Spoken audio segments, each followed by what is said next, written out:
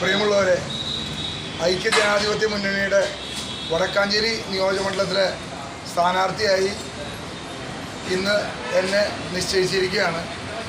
തീർച്ചയായും കോൺഗ്രസ് പ്രസിഡന്റ് മല്ലികാർജുൻ ഖാർഗെജിയോടും അതുപോലെ തന്നെ പ്രിയങ്കരനായ രാജ്യത്തിൻ്റെ മതേതര നായകൻ രാഹുൽ ഗാന്ധിയോടും അതുപോലെ തന്നെ കേരളത്തിൻ്റെ പ്രിയപ്പെട്ട നേതാവ് കെ.സി. വേണുഗോപാൽ, സംഘടനാ ചുമതലയുള്ള ജനറൽ സെക്രട്ടറി, അതുപോലെ കേരളത്തിൻ്റെ പ്രതിപക്ഷ നേതാവ് വി.ഡി. സതീശൻ, രമേശ് ചെന്നിത്തല, KPCCയുടെ പ്രസിഡന്റ് സണ്ണി ജോസഫ് ഉൾപ്പെടെയുള്ള ആളുകളോട് ഈ അവസരത്തിൽ നന്ദി രേഖപ്പെടുത്തുകയാണ്. തീർച്ചയായും വടക്കാഞ്ചേരി എന്ന് പറയുന്ന നമ്മുടെ ഈ ഒരു നാട് ഒരുപാട് വികസന സ്വപ്നങ്ങൾ സാക്ഷാത്കരിക്കേണ്ട ഒരു സമയത്താണ് കടന്നു പോകുന്നത്. വടക്കാഞ്ചേരിക്ക് ഒരു മാറ്റം അനിവാര്യമാണ്.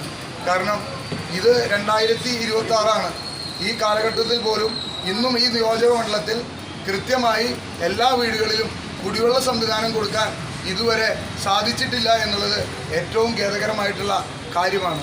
അതുപോലെ തന്നെ നമ്മുടെ മേഖലയിൽ വിദ്യാർത്ഥികൾക്ക് കളിക്കാനൊരു നല്ല കളിക്കളം പോലും ഇല്ലാത്തൊരു സാഹചര്യം ഇന്നുണ്ട് ഈ നിയോജകമണ്ഡലത്തിൽ. 80% വടക്കാഞ്ചേരി നിയോജകമണ്ഡലം എന്ന് പറയുന്നത് അർബനൈസ്ഡ് ആയിട്ടുള്ള ഒരു നിയോജകമണ്ഡലമാണ്.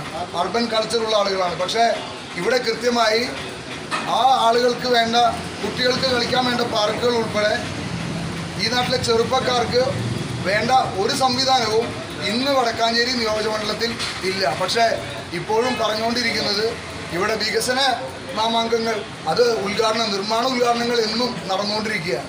നിർമ്മാണ ഉദ്ഘാടനങ്ങൾ 100 രൂപ ബഡ്ജറ്റിൽ വെച്ച് അതിന് നാട് മുറിക്കുന്ന, അതിൻ്റെ നിർമ്മാണ ഉദ്ഘാടനം നടത്തുന്ന ഒരു മാമാങ്കം മാത്രം നടക്കുന്ന ഒരു മേഖലയായി വടക്കാഞ്ചേരിയെ മാറ്റി കഴിഞ്ഞ 5 വർഷത്തിൽ. അതിനെതിരെയുള്ള പ്രതിഷേധം കൂടി വടക്കാഞ്ചേരിയിലെ പൊതുസമൂഹം, വടക്കാഞ്ചേരിയിലെ ജനങ്ങൾ, അത് UDFന് അനുകൂലമായിട്ടുള്ള മാൻഡിഡേറ്റായി മാറും എന്നുള്ള കാര്യത്തിൽ ഞങ്ങൾക്ക് ഉറപ്പുണ്ട്.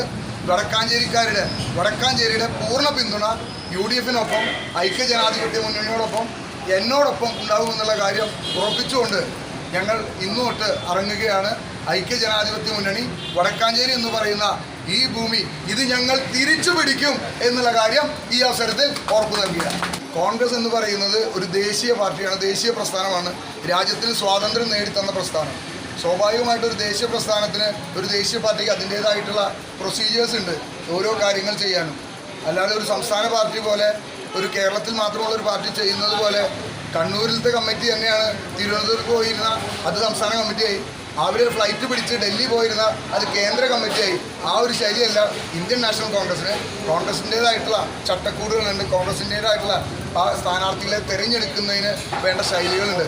അപ്പോൾ ആ പ്രോസസ്സ് പൂർത്തീകരിച്ചതിന് ശേഷമാണ് ഇപ്പോൾ ഡൽഹിയിൽ നിന്ന് അറിയിപ്പ് വന്നിട്ടുള്ളത്.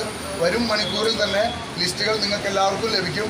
തീർച്ചയായും ഇത് വടക്കാഞ്ചേരിക്ക് വേണ്ടി, വടക്കാഞ്ചേരിയിലെ ഓരോ സാധാരണക്കാരൻ്റെയും ശബ്ദമായി ഞാൻ ഉണ്ടാകും എന്നുള്ള കാര്യം ഈ അവസരത്തിൽ ഉറപ്പു നൽകുന്നു. വടക്കാഞ്ചേരിക്കാരുടെ ഒരു മകനായി, ഒരു അനിയനായി എന്നും നിങ്ങളോടൊപ്പം, നിങ്ങളുടെ കൂടെ ഉണ്ടാകും എന്നുള്ള കാര്യം ഈ അവസരത്തിൽ ഉറപ്പു നൽകുക. നമ്മുടെ പാർട്ടിക്കുള്ളിൽ നിന്ന് ചില അസ്വാരസ്യങ്ങൾ ഉണ്ടായതായിട്ട് പറയുന്നുണ്ട്. അതിനെക്കുറിച്ച് എന്താണ് പറയുന്നത്? വടക്കാഞ്ചേരിനെ സംബന്ധിച്ച് കോൺഗ്രസ് എന്ന് പറയുന്നത് ഒരു ജനാധിപത്യ പ്രസ്ഥാനമാണ്. കോൺഗ്രസ് പാർട്ടിയെ സംബന്ധിച്ച് പല അഭിപ്രായങ്ങൾ സാധാരണ നിലയ്ക്കൊക്കെ ഉണ്ടാവാറുണ്ട്. പക്ഷേ ഒരു കാര്യം ഉറപ്പു നൽകാം, സ്ഥാനാർത്ഥി വന്നു കഴിഞ്ഞാൽ ഒരു സ്ഥലത്തും കോൺഗ്രസ് പാർട്ടിയിൽ അഭിപ്രായ വ്യത്യാസങ്ങളില്ല. എല്ലാവരും ഒറ്റക്കെട്ടായിട്ടാണ് പോവാറ്.